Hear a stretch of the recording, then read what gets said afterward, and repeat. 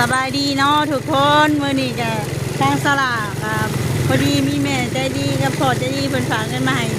ทางสลากซื้อได้อยู่ได้กินสุพ่อสุแม่กินเนาะดนๆเทื่อนึงแบบว่าสิได้สามัคคีครอบครัวก็เลยพากันมาตลาดแต่ว่าพาพ่อพี่น้องมาเที่ยวทานอาหารบุฟเฟ่ต์สดแต่ว่าบ่แม่นมาเที่ยวมากินเด้มาเบิ่งมานี่โอ้สภาพมิตรภาพไทยลาวเนาะป้าตุ๊เด้อพ่อพี่น้องสภาพมิตรภาพไทยลาวแข่งซ้อนนั่นคือเป็นที่สองเลยป้าตุ๊ยาวเหยียดเลยพวกโอ้ขักกะลี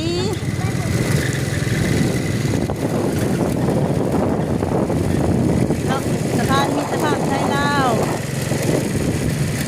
นี่เขาก็ผ่านกล้องครัวมาแล้ว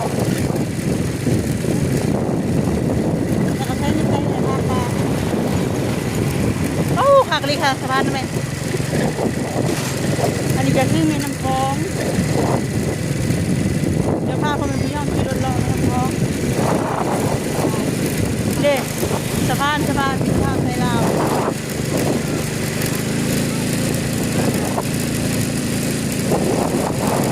ทุกคนทางลาวอยู่ที่ทางไทย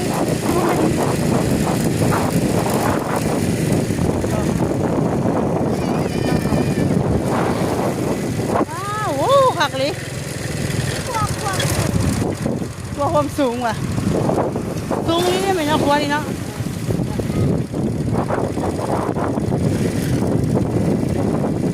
อันนี้เราไปแล้วมาหักเขากันต้องเดินเลยออกมาเลย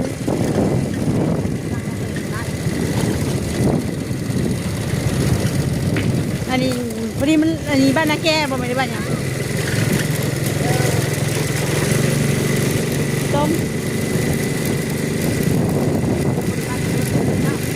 จนมาจือบนขึ้นบนได้เลยโดยจ้าขอบคุณทั้งแม่เป็นหลายๆเด้อกระพอที่พ่อแม่กระพออยู่ที่มีแห้งเด้อที่จะกินครอบครัวสลาเนาะโดยอยากให้พ่อแม่สลาได้กินของแซ่บ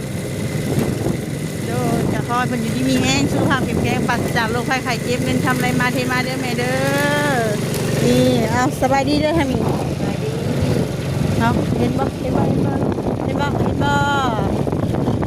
อาขี่ไปขี่มาแล้วก็ย้อนเฮือนเลยได้บ่เนี่ย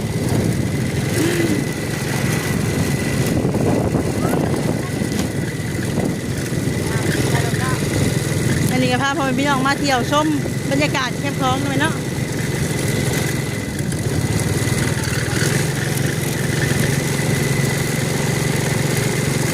โอเคพ่อแม่พี่น้องบ๊ายบาย